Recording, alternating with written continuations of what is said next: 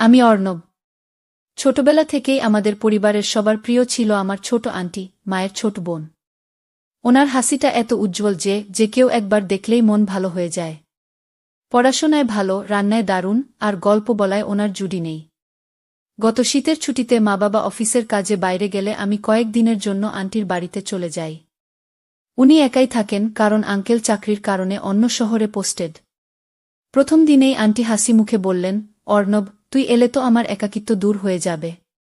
আমি তোকে নিয়ে অনেক কিছু করব। সন্ধ্যায় আমরা দুজন ছাদে বসে চা খেতে খেতে আকাশে তারা দেখছিলাম। আন্টি তখন তার স্কুলের দিনের কিছু ঘটনা বলছিলেন, কিছু মজার, কিছু আবার একটু দুঃখের। সেই মুহূর্তে আমার মনে হলো, আমি যেন শুধু একজন আন্টিকে নয়, একজন বন্ধুকেও খুঁজে পেয়েছি। সকালবেলা আন্টি আমার জন্য নাস্তা বানাতে রান্নাঘরে ব্যস্ত। আমি তখন জানালার পাশে দাঁড়িয়ে দেখছিলাম, পাশের বাড়ির পুরনো আমগাছটায় কয়েকটা পাখি কিভাবে বাসা বাঁধছে। আন্টি হঠাৎ বললেন, অর্ণব, তোকে একটা কাজ দেব। আজ বিকেলে আমার কিছু পুরনো জিনিস গুছিয়ে দিতে হবে। আমি অবাক হয়ে বললাম, পুরনো জিনিস মানে? আমার শৈশবের ডায়েরি, পুরনো ছবি, কিছু চিঠি, যেগুলো আমি বহুদিন ধরে খুঁজে পাইনি। বিকেলে আমরা দুজনে উঠলাম চিলেকোঠায়। ধুলোমাখা বাক্স খুলতেই ভেতরে পাওয়া গেল কিছু পুরনো অ্যালবাম, পুরনো খেলনা আর একটি লাল রঙের কাপড়ে মোড়ানো ডায়েরি। আন্টি ডায়েরি হাতে নিয়ে চুপ করে রইলেন কিছুক্ষণ। তারপর নরম স্বরে বললেন, অর্ণব, এই ডায়েরিতে এমন কিছু লেখা আছে যা হয়তো তোকে আমার অতীত সম্পর্কে নতুনভাবে ভাবতে বাধ্য করবে। আমি কৌতূহলী হয়ে তাকালাম ওনার দিকে।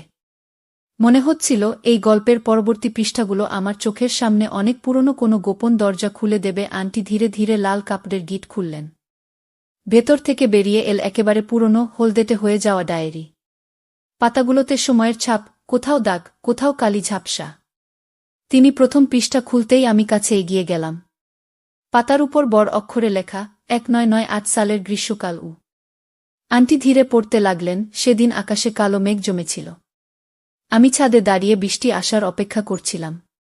হঠাৎ পেছন থেকে ডাক শুনি, মিনা। আমি ঘুরে তাকাতেই দেখলাম, আমার শৈশবের এক পুরনো বন্ধু বহু বছর পরে হঠাৎ এসে দাঁড়িয়েছে। আমি অবাক হয়ে বললাম, আন্টি, এটা কার কথা বলছেন? তিনি হালকা হাসলেন, কিন্তু চোখে যেন একটু নরম ভেজা ঝিলিক। তখন আমি তোমার বয়সী ছিলাম, অর্ণব। আর সেই মানুষটা আমার জীবনের সবচেয়ে বড় সিদ্ধান্ত বদলে দিয়েছিল। আমার কৌতূহল আরও বেড়ে গেল। তারপর কি হলো? আন্টি দ্বিতীয় পাতা উল্টালেন। পাতার উপর একটি শুকনো গুলমফুল চেপে রাখা, আর তার নিচে লেখা, সেদিন থেকে আমার জীবন আর আগের মতো রইল না। আমার মনে হচ্ছিল আমি যেন সময়ের ভিতরে ঢুকে পড়েছি, আন্টির অতীতের সেই গোপন অধ্যায়ে, যা এখনও অজানা। আন্টি ডায়েরির পাতায় আঙুল বোলাতে বোলাতে যেন হারিয়ে যাচ্ছিলেন। তার কণ্ঠস্বর ধীরে নেমে এল, অর্ণব, সেই মানুষটার নাম ছিল অভিজিৎ। আমরা ছোটবেলায় একসাথে বড় হয়েছি, কিন্তু পড়াশোনার জন্য সে শহরে চলে গেলে আমাদের যোগাযোগ প্রায় বন্ধ হয়ে যায়। আমি ভাবতাম আর হয়তো দেখা হবে না। কিন্তু তিনি একটু থামলেন, যেন ভেতরে জমে থাকা স্মৃতিগুলো গুছিয়ে নিচ্ছেন। সেদিন হঠাৎ বৃষ্টির আগে ছাদে এসে দাঁড়াল সে। চুলে হালকা সাদা, চোখে পুরনো চেনা হাসি, আর হাতে আমার পছন্দের সেই গুলমফুল। আমি চুপচাপ শুনছিলাম, কিন্তু ভেতরে ভেতরে বিস্মিত হচ্ছিলাম। আন্টির কণ্ঠে এত কোমলতা আগে কখনো শুনিনি। তারপর আমি ধীরে জিজ্ঞেস করলাম। আন্টি হাসলেন। তারপর শুরু হলো এক অদ্ভুত সময়, যেটা হয়তো ভাগ্যের লেখা ছিল। কিন্তু অর্ণব, কিছু গল্প বলা হয় না সবার সামনে। আজ এত বছর পর আমি তোমাকে বলছি, কারণ তুমি হয়তো বুঝবে কি। তার চোখে যেন অনেকগুলো গোপন দরজা, যা একে একে খুলছে। বাইরে তখন হালকা বাতাসে গাছের পাতা কাঁপছে, আর ঘরের ভেতরে আমি অপেক্ষা করছি আন্টির সেই অজানা অতীতের মূল অধ্যায়ের জন্য। সেদিন রাতে বাড়িটা ছিল অস্বাভাবিক শান্ত। হঠাৎ ঘুম ভেঙে গেল অভিজিতের। বারান্দায় যেন কারো মৃদু পায়ের শব্দ। দরজা খুলতেই সে দেখল আন্টি দাঁড়িয়ে আছেন, হাতে এক কাপ গরম চা। চোখে হালকা ক্লান্তি, কিন্তু ঠোঁটে অদ্ভুত কোমল হাসি। ঘুম ভেঙে গেছে? আন্টি আস্তে বললেন। হ্যাঁ। আপনি এখনো জেগে? আন্টি কিছুক্ষণ চুপ করে তার দিকে তাকিয়ে থাকলেন। পরে বললেন, কখনো কখনো রাতগুলো মানুষের সব কথা শোনে, কিন্তু কাউকে কিছু বলে না। অভিজিৎ অবাক। মানে? মানে কিছু গল্প আছে যা দিনের আলো বলা যায় না। চাঁদের আলো তাদের মুখে পড়ে যেন আরও রহস্যময় করে তুলছিল মুহূর্তটাকে। অভিজিৎ অনুভব করল, এই রাতে কিছু একটা বদলে যাবে। যদিও এখনো সে জানে না সেটা কি। অভিজিৎ চুপচাপ চেয়ারে বসল। অ্যান্টি কাপটা তার হাতে দিয়ে বারান্দার রেলিংয়ে হেলান দিয়ে দাঁড়ালেন। রাতের হাওয়ায় তার চুল উড়ে এসে গালে লাগছিল, আর চাঁদের আলো যেন তার মুখটা আরও শান্ত লাগছিল। তুমি জানো অভি, মানুষ কখনো কখনো একদম একা হয়ে যায়। যদিও চারপাশে অনেক মানুষ থাকে। অ্যান্টির কণ্ঠ নরম কিন্তু গভীর। অভিজিৎ বুঝতে পারল তিনি নিজের মনের ভেতরের কথা বলছেন। ও আপনি কি কারো কথা বলছেন? অ্যান্টি হালকা হেসে বললেন, হয়তো। অথবা হয়তো আমারই কথা। কিছুক্ষণ চুপচাপ। শুধু দূরে রাতজাগা পাখির ডাক আর গাছের পাতার মর্মর শব্দ। তারপর অ্যান্টি বললেন, একদিন তোমাকে সব বলবো। তবে আজ না। আজ শুধু এই রাতটুকু মনে রাখো। অর্ণব মাথা নাড়ল, কিন্তু মনে মনে ঠিক করল সে এই রাতের রহস্য যেভাবেই হোক জানবেই। রাত তখন প্রায় 12:30। অভিজিৎ ঘরে শুয়ে শুয়ে ঘড়ির টিকটিক শব্দ শুনছিল। ঘুম আসছিল না, মনে শুধু বারান্দায় অ্যান্টির সেই কথাগুলো বাজছিল। একদিন তোমাকে সব বলব। হঠাৎ করেই করিডোর থেকে হালকা শব্দ পেল। মনে হলো কেউ ধীরে ধীরে হাঁটছে। অভিজিৎ দরজা খুলে বাইরে উকি দিল। দেখল অ্যান্টি চুপচাপ সিঁড়ির দিকে যাচ্ছেন। হাতে একটি ছোট টর্চ আর কাঁধে শাল। অ্যান্টি, আপনি এসময় কোথায় যাচ্ছেন? অভিজিৎ আস্তে জিজ্ঞেস করল।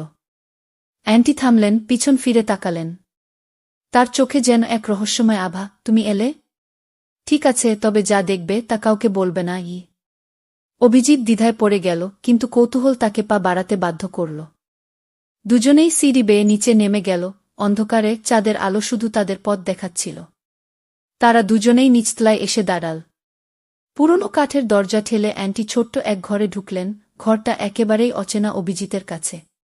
অ্যান্টি ধীরে ধীরে টর্চটা টেবিলের উপর রাখলেন। তার কণ্ঠে নরম স্বর, এই ঘরটা খুব কম মানুষ দেখেছে। আজ তোমাকে দেখাচ্ছি, কারণ তোমার চোখে আমি বিশ্বাস দেখেছি। অভিজিৎ অবাক। কেন আমাকে? অ্যান্টি কিছুক্ষণ চুপ করে রইলেন। তার চোখে যেন বহু বছরের গোপন স্মৃতির ভার। কারো কারো সাথে এমন এক বন্ধন হয় যেটা আত্মীয়তার থেকেও গভীর, কিন্তু নাম দেওয়া যায় না। অভিজিতের মনে এক অদ্ভুত উষ্ণতা ছড়িয়ে পড়ল। সে অনুভব করল অ্যান্টির প্রতি তার যে টান, সেটা শুধুই কৌতূহল নয়, এ যেন নীরব বোঝাপটা। তারা দুজনেই চুপচাপ বসে রইল ঘরের মাঝখানে। শুধু দেয়ালের ঘড়ির টিকটিক শব্দ শোনা যাচ্ছিল। বাইরে রাত গভীর হচ্ছিল, আর ভেতরে নীরবতার মধ্যে জন্ম নিচ্ছিল এক নতুন ঘনিষ্ঠতা। রাত আরও গভীর হয়েছে। বৃষ্টির শব্দ এখন অনেকটা থেমে এসেছে, শুধু মাঝে মাঝে ফোঁটা পড়ছে ছাদের কিনারে। আমি বইয়ের পৃষ্ঠা উল্টে বললাম, তুমি ঠিক বলেছিলে। গল্পটা সত্যিই অন্যরকম। অ্যান্টি মৃদু হাসলেন। সব গল্প বইয়ের পাতায় থাকে না, কিছু গল্প মানুষের চোখেও লেখা থাকে। আমি তাকিয়ে রইলাম তার চোখের দিকে। দুজনের মাঝে যেন দূরত্ব গলে যাচ্ছিল ধীরে ধীরে। এক মুহূর্ত নীরবতা, শুধু শ্বাসের হালকা শব্দ। তারপর আমি এগিয়ে এসে খুব সংযতভাবে অ্যান্টির কপালে একটি ছোট্ট উষ্ণ চুমু দিলাম। অ্যান্টি চমকে উঠলেন না, শুধু চোখ বন্ধ করে সেই মুহূর্তটুকু অনুভব করলেন। বাইরে আবার হালকা বৃষ্টি শুরু হল। যেন প্রকৃতি নিজেই এই নীরব কোমল সম্পর্ককে আশীর্বাদ করল। এভাবেই সেই রাত শেষ হল। কিন্তু দুজনের মনে জন্ম নিল এক নতুন গল্প। তো বন্ধুরা, ভিডিওটি ভালো লাগলে কমেন্টে জানাবেন। এই রকম ভালোবাসার গল্প শুনতে চাইলে চ্যানেলটা সাবস্ক্রাইব করুন এবং পাশে থাকুন আর আপনার বেল আইকনটা বাজিয়ে রাখুন, যাতে নতুন ভিডিও আপলোড করা মাত্র আপনারা দেখতে পারেন।